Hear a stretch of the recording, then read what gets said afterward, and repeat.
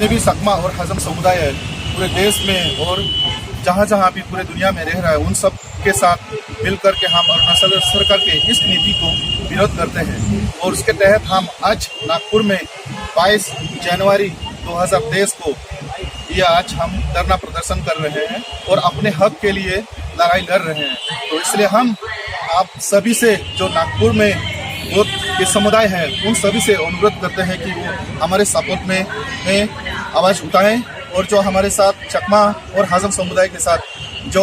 Injustice हो रहा है, जो अरुणाचल सरकार इनजस्टिस कर रहा है, तो उसके लिए हमारे साथ आवाज़ बने और हमारे लिए इस लड़ाई में शामिल हो। हम सभी से अपील करते हैं और आपके माध्यम से अरुणाचल सरकार से भी आगाह करना चाहते हैं कि चकमा और हजम ये भारत में पूर्वी पाकिस्तान से जब आए थे, क्योंकि वो एक पिकनिक प्लान के तहत भारत में आए थे और भारत सरकार ने बसाया था, क्योंकि उस समय नेपाल जो है केंद्र शासित था और भारत सरकार के पास पूरा हक था वहाँ पर बसाने का। तो इसलिए तब से वहाँ पर लोगों को पूरा सन ऑफ द सॉइल के तौर पर गिना जाना चाहिए और वहाँ पर एक अरुणाचल के वासी के तौर पर हर अधिकार उनको देना चाहिए। और फिलहाल जो इस समय हमारा जो मेन मुद्दा है वो आरपीसी, क्योंकि जिसके तहत हमारे आने वाले भविष्य पूरी डिपेंडेंट है और हर साल हमारे जो सकमा समुदाय भाई बहनें हैं इंडियन आर्मी में, नेवी में, पैरामिलिट्री फोर्स में और अच्छे इंस्टीट्यूट में हर साल पढ़ने जाते हैं और जॉब के लिए जाते हैं अपनी जीविका के लिए। और बड़े बड़े जो कंपनी हैं और फैक्ट्रीज हैं वहाँ दिल्ली एनसीआर, चेन्नई, मुंबई, नागपुर, तमिलनाडु जैसे राज्यों में भी हम लोग कार्य करते हुए भी अपने जीवन यापन कर रहे हैं। तो उसके साथ साथ वहाँ पर भी हमें आरपीसी की आवश्यकता होती है कहीं ना कहीं। तो ये बहुत ही महत्वपूर्ण मुद्दा है और हम चाहते हैं कि सभी मुंबई वासी, महाराष्ट्र के वासी जो बुद्धिस्ट समुदाय है, उनसे अपील करते हैं कि हमारे साथ आए और हमें सपोर्ट करें इस चीज़ के लिए, क्योंकि हम एक बहुत ज़्यादा छोटा समुदाय है जो कि जिनके साथ बहुत नाइंसाफ़ी हो रहा है। तो इसलिए हम अपने सपोर्ट के साथ और सरकार से भी, राज्य सरकार के साथ साथ केंद्र सरकार से भी अनुरोध करते हैं कि हमारी मांगों को, हमारे भविष्य को अंधकार में ना धकेले और हमारे करियर के साथ, हमारे आने वाले भविष्य के साथ ना खेले और हमें जो बेसिक राइट है वो कम से कम दे, ताकि हमारा जो जीविका और जीने का जो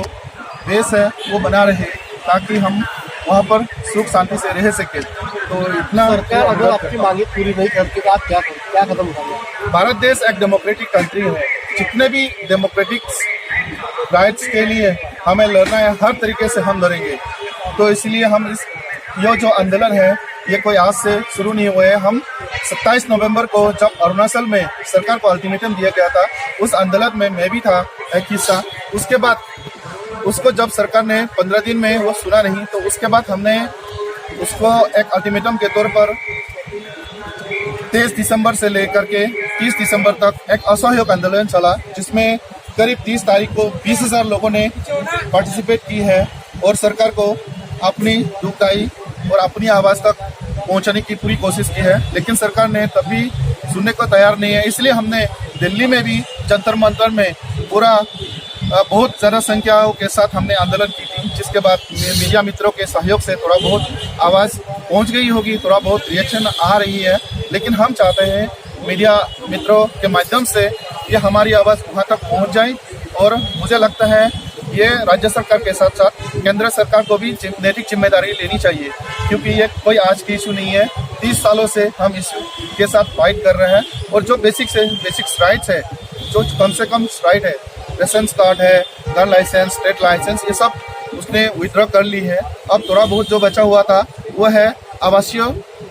प्रमाण पत्र, जो रेजिडेंशियल प्रूफ सर्टिफिकेट, वो भी विथड्रॉ कर लिया। तो इसलिए हम अभी समझ चूक नहीं सकते। तो हमारे लिए अगर आवासीय प्रमाण पत्र नहीं रहता तो वो हमारे लिए मरने के जैसा स्थिति है, मतलब कि ना के बराबर। तो इसलिए हम डेमोक्रेटिक राइट्स के लिए जितना हो सके, क्योंकि ये डेमोक्रेटिक कंट्री है और हर तरीके से हम ये नेशनल लेवल, इंटरनेशनल लेवल, जहाँ भी हो सके हम अपनी आवाज़ को बुलंद करेंगे। और हमें लगता है सरकार सुनेगी और हमारी बात को रखते हुए हमारे साथ बातचीत करके डायलेक्ट के माध्यम से जो भी हमारे समस्या सुन के क्या हो सकता है उसका समाधान जरूर निकालेंगे। और केंद्र सरकार के साथ भी मोदी जी से, अमित शाह जी से इतना अनुरोध रहेगा कि हमारी मांगों को भी, हमारी डिमांडों को, हमारे बेसिक राइट को भी हमें प्रदान करें। धन्यवाद।